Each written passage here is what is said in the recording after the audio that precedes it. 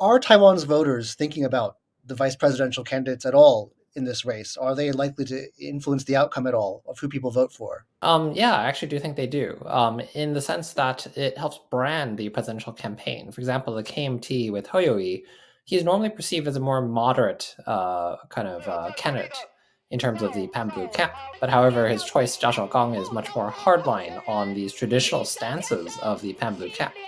And as for the DPP, for example, Xiaobi Kim, she also moderates Lai's image in the sense that there are those that view him as more pro-independence and potentially endangering Taiwan because of these stances. But then she, with her history as a representative of the U.S., can shore up his credentials on this front, presenting him as then less hardline, as able to maintain stable relations with the U.S. and so forth.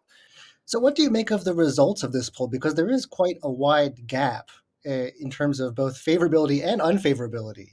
Yeah, I think it's quite interesting actually, because perhaps does indicate something about how things will play out in the election. I think there is a difference, a very stark difference in how these three candidates are viewed, and that perhaps plays into the way that they view these campaigns overall. And as the Pan Blue vote is expected to remain divided, I think that also points to that the way in which William Lai is pulling ahead in this race. So, do you think this presages or hints at how the election will turn out overall? Will the vice presidential candidates really determine the outcome or help determine the outcome of this election in any way?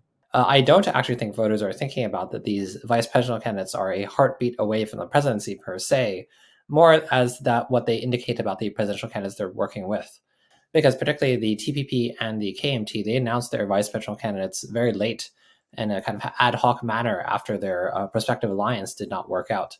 They both lost the effect that would normally come with announcing a vice presidential candidate of having a temporary boost in approval ratings. You did see that to some extent with the KMT, but overall, I think it was only the DPP that went through the normal process of announcing the vice presidential candidate and having a kind of cycle of publicity around that.